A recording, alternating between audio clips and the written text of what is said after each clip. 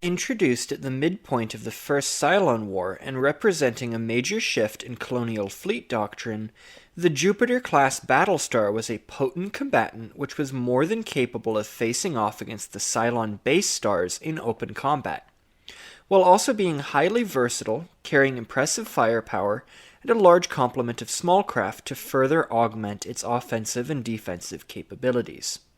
The ships of the Jupiter class had a length of 1,438 meters, were 536 meters wide, and 183 meters tall.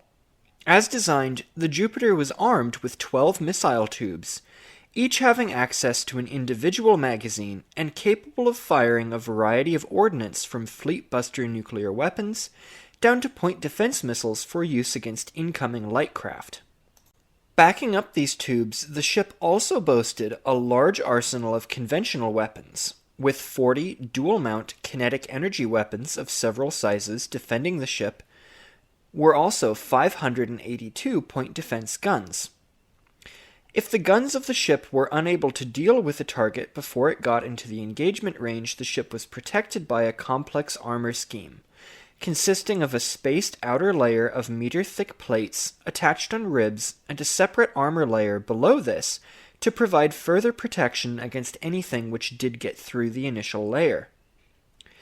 Finally, the class was equipped to embark multiple squadrons of small craft, with Vipers of various models, Raptors, scout ships, and shuttles all carried in the ship's two massive flight pods, which, in addition to featuring launch and recovery facilities, also sported extensive repair facilities to allow damaged ships to be repaired and brought back into service.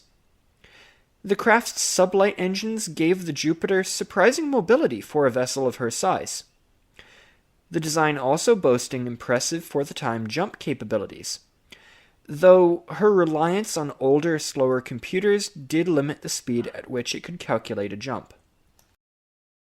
At the outbreak of the Cylon War, the 12 colonies of Kobol were still functioning as independent states, and although some moves towards integration had been made, with the establishment of a common court, communications network, and assembly, each of the colonies still possessed its own military forces with their own unique designs of ships, fighters, and small arms.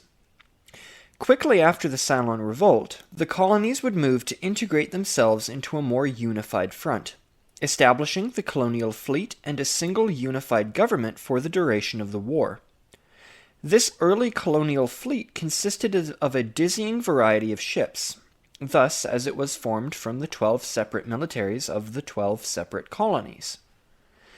This represented a major problem for the early fleet, as it had a nightmare of logistics to keep all of its ships in service and supplied with spare parts, munitions, and fuel.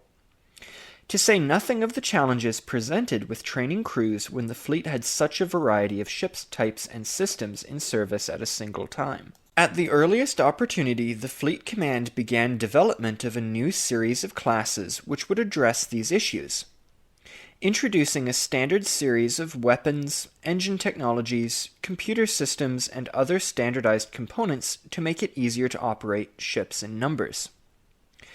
The Jupiter Battlestar came out of this development initiative and was meant to provide the fleet with a powerful center point for its formations, something large enough to go toe-to-toe with the Cylon base stars, with sufficient flag facilities to operate as a command ship for fleet formations. 12 ships were initially planned, with several more following during the rest of the war. The first 12 ships were each intended to represent one of the 12 colonies, instilling a sense of pride and identity in the colonial fleet for the citizens of these colonies. The ships of the Jupiter class began entering service in the midpoint of the war, and would quickly be put to much hard work, proving themselves to be very tough ships which could take significant fire from Cylon forces, but also in turn dish out terrifying amounts of damage themselves. The bulky, heavily reinforced ships in multiple points of the war were seen shrugging off fire from multiple base stars, their exterior armor plates being melted away, but with little apparent functional damage, returning fire, and seeing the colonial fleet through to victory in multiple battles. or else covering the retreat of smaller ships, acting as a distraction to the victorious Cylons long enough for the Colonials to survive to fight another day.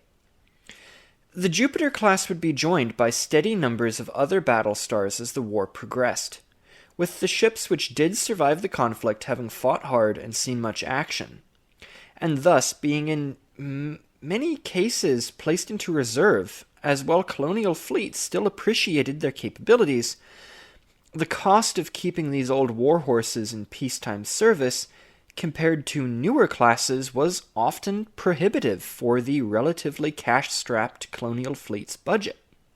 Over the following decades, most of the survivors would be scrapped, with only a single representative of the class, the Galactica, still present at the time of the Second Cylon War, though she was in the process of being converted into a museum ship and war memorial when the war broke out. Representing the start of the unified colonial fleet, the Jupiter class entered service at a nearly disastrous time for humanity, doing its part to preserve human society from Cylon genocide and giving much hard service during the war. The Jupiter class would establish colonial fleet doctrine moving forward, being the first representative of the common building language for Battlestars moving forward. And though newer ships would enter service during the course of the war with greater capabilities, these ships were still capable combatants at the war's end, and would endure in the peace and reserve for years in the event that they were once again called on to defend their builders from their cybernetic creations. Thank you for watching this video. I know it's been a week since I did one. That's because I was moving. I knew I was moving, I just thought it was going to be a day later than it was, so I thought I would have time to make a video, and that didn't wind up happening. I was also moving some people out of another place, so I don't know if this is going to be a permanent move. Also, if the audio sounds a bit off, that's why. I'm kind of recording in an empty house right now. Also, if you hear like crickets and frogs in the background, that's because there's a new space. There's a creek just behind me, about 50 meters or so. Not very far at all. No, not 50 meters. 20 meters maybe. Yeah. So that's probably why. I'm gonna get the audio sorted and fixed later, but this was kind of a last minute. I really need to get this video out very soon, and so I did it in less than ideal conditions because I'm a professional. But yeah, that's why it's been a while since the last video, is I've moved. I don't know if this is going to be permanent. As I said, I might be back in who knows how long where I was, which is great because I own that house and I don't own where I'm staying now. Things are complicated. Anyway, not in like a, this isn't complaining. It's fine. It's just, it's weird to say it out loud. But yeah, that's why. Hopefully this audio is acceptable, or at least at the level of previous recordings. Hope you enjoyed the video. I should be able to resume videos at a normal schedule now, hopefully. Oh, I really hope so. But we'll see. Yeah, until next time, I guess, bye.